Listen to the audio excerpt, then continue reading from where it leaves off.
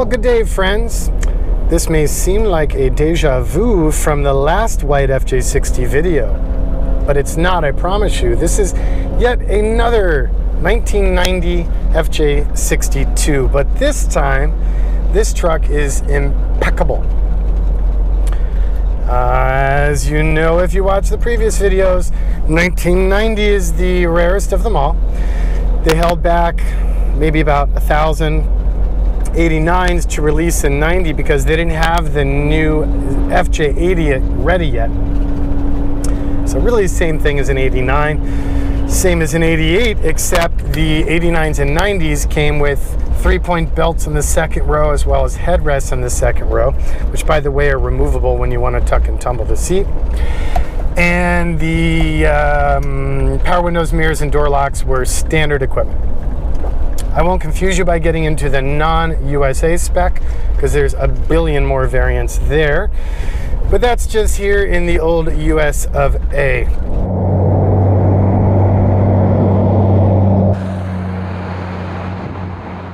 So this truck is really exceptional. 100% original paint, trim, and interior.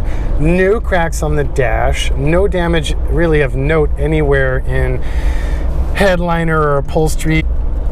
This truck, I believe, has had 2 owners.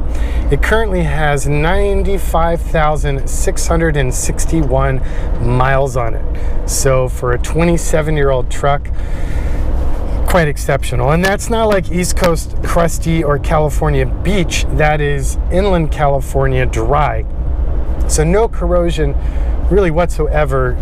A-pillar, seams, roof, down low chassis, everything is impeccable and still has the factory finishes on it. So let's go through it. As you all probably know already, I love the 6.2. I like the 60, but the 6.2 has proven to be a far more versatile, better aging, and more reliable vehicle. So you have fuel injection, which means you have isolated intake and exhaust manifolds, huge gains in reliability and decrease in service requirements. You do have the automatic tranny, which brings with it a welcome to overdrive.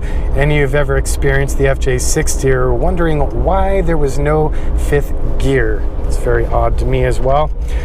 So obviously getting rid of carburetor and then having an overdrive gear, they're perfectly friendly freeway speeds, nice and quiet. Good power, they could use more, they're a little slow, but they have tons of torque. They'll always get you where you're going reliably. Really, I think the best combination of evolved mechanical with traditional Land Cruiser quality of construction and execution. Good note too, so they're a 5-seater from the factory. You can add a 2-person bench in the cargo area if you need it.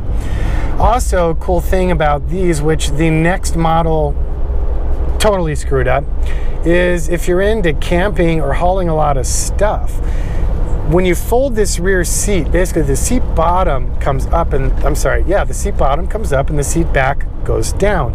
When it goes down, it's perfectly flat. So what you end up with is basically a Toyota SR5 pickup capacity for stuff.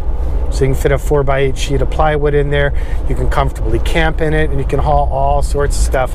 From my own experience, I've also seen dogs really like it, because if you have that down, they're at human eye level, and they seem to really appreciate that. Just saying. Let's see, upgrades. This truck has the Old Man Emu suspension. It has contemporary LED headlights. It has a Kenwood double-din audio system with upgraded speakers and amp that supports navigation and smartphone and HD radio and all the things you would expect it to. It's not a cheapy unit. It's a fairly premium unit, and I like the interface. It works out really well. We have factory floor mats. We have 100% original upholstery, no tears, no mods. That's it. So I only see maybe if 1 a year with this low of mileage.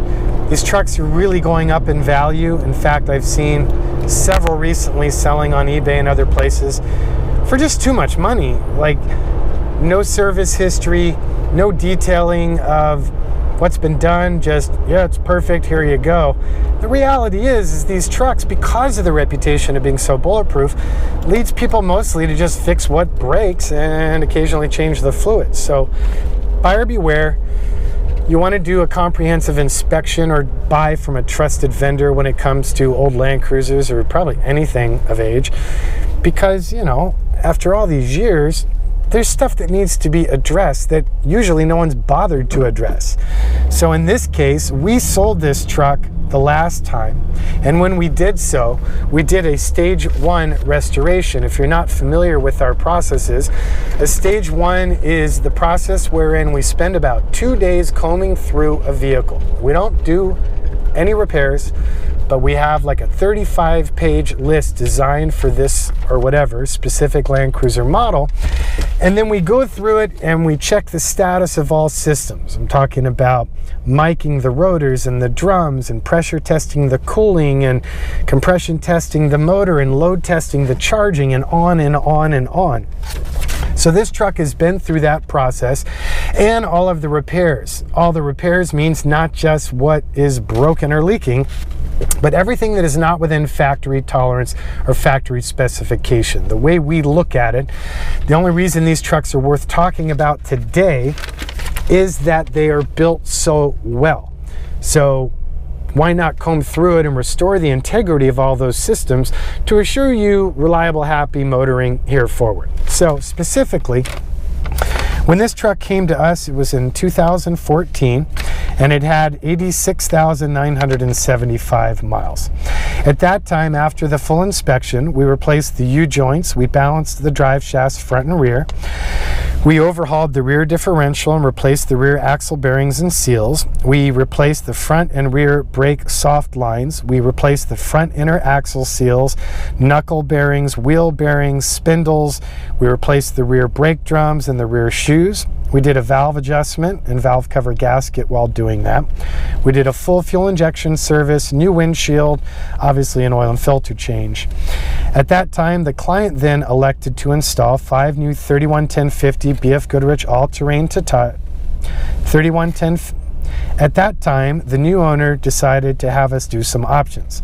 We installed 5 new 311050 BF Goodrich all-terrain tires. We fit the Old Man Emu suspension, which is roughly a 2 to 2.5 inch lift, and they ride so much better with that suspension on. We upgraded the headlights to the LED.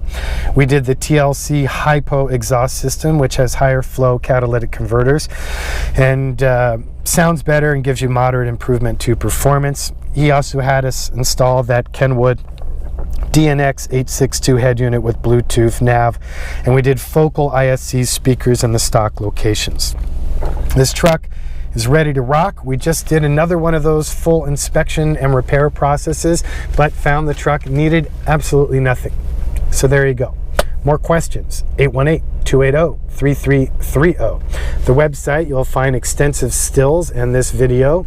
This video is going to be more informative than the stills, although pricing will be published there as well. The website is TLC4x4.com. Thanks again. Have a great day. Appreciate your support.